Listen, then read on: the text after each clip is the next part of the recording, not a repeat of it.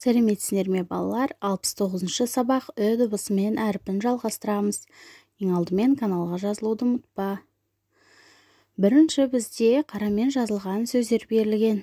Сол сөздерді буынға бөліп және тұтастай оқитын боламыз.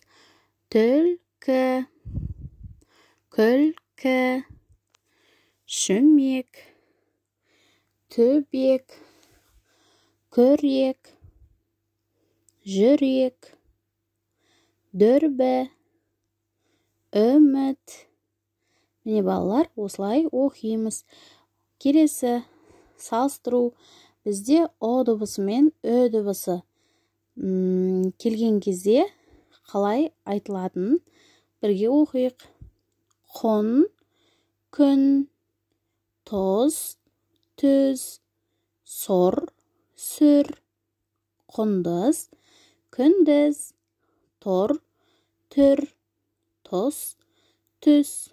Балалар, О дыбысы бізде жуан естіліп тұр, ал Ö дыбысы, Ö әріпі бізде жіңішке естіліп тұр. О әріпі де, Ö әріпі де бізде дауысты дыбыс екен. Келесі суретке назар аударайық. Суретте не көрсетілген?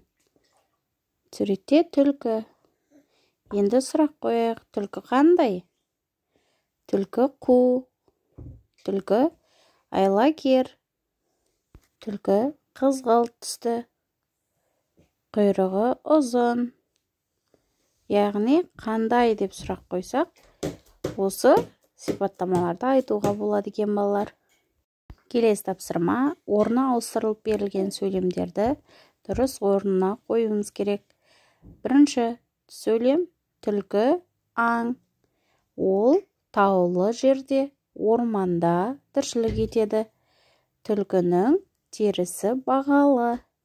Деп сөйлемдерімізді орнына қойдық. Ары қарай суретке назар аударамыз. Суретте не берілген? Ит. Ит берілген.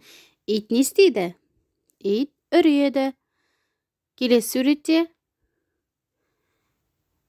қандай құс берілген бізге? Күрке тауық. Күрке тауық күркілдейді. Сонда бізге астындағы дыбыстық талдау жасау керек сөз күрке тауық. Буынға бөлейікші балалар. Күрке тауық. 4 буынды сөз екен. Соңғы үміт сүт ішті деген сөйлемді дәптерімізге жазып аламыз және буынға бөліп оқимыз.